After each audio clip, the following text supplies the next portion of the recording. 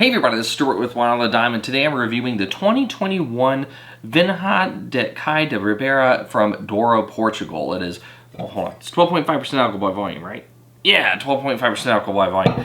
I read the back of the label and totally forgot that because, you know, I'm a professional at this and everything. Anyway, let's take a look at this wine. So from a color standpoint, I'm going to give you a pale lemon, no artifacts, no cloudiness. All right, so on the nose, it kind of reminds me of a weak Sauvignon Blanc. So medium intensity on the nose, but I am getting these two elements that frequently remind me of Sauvignon Blanc. I'm getting that, I know some people hate when I say this, but I'm getting that cat pee, that cat urine note. I'm also getting like a hint of asparagus. There's a little bit of a green apple, there's a little bit of a pear, a little bit of a lemon, but those green notes, those actual green notes, those vegetative qualities are coming out, especially that asparagus and cat pea.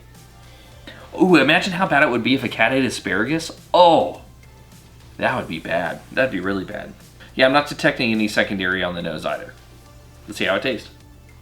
Well, luckily it doesn't taste like those green elements. It actually tastes more like the fruit, so that's nice. Those green elements, like that asparagus and the cat pea. I don't know why I keep saying cat pea is green, but it kind of reminds me of something that should be green. Those elements are more subdued compared to those fruit elements I got. Now, the funny thing about this, though, is that this is a salty wine. It's salty. It has a medium body, medium acid. When I smelled this wine, I did not expect for it to taste like this. And after I've had a couple sips, and those acid and those fruit notes have kind of melded, I'm starting to actually get a little bit of a caramel quality to it too, in the mid palate going into the finish. And as I have a chance to take a few more sips to see how the primary is evolving on my palate, I noticed that I'm also getting a little bit of a caramel note, like a salted caramel, that's going into my mouth on the mid palate and leading into the finish, but it doesn't stick around for very long. So that's an interesting little discovery that you can't smell. Yeah, there's no caramel smell. That smells like asparagus, cat pea, and fruit. So anyway, how does this wine rate? We don't know until we get to the blick. From a balance standpoint, full point. Length, you have a medium minus finish, so I'm going to give you 0.25. Intensity, medium on the nose, medium on the palate, so half a point.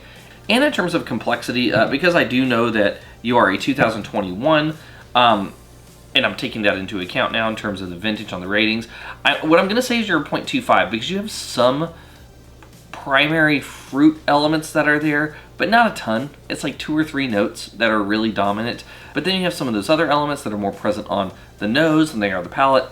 But, I mean, it's kind of glad because if I was tasting the asparagus at that level, that could be really weird when mixing it in with those fruit elements. And then a little bit of salted caramel. So, sounds like a chopped nightmare basket. Asparagus, fruit, and caramel.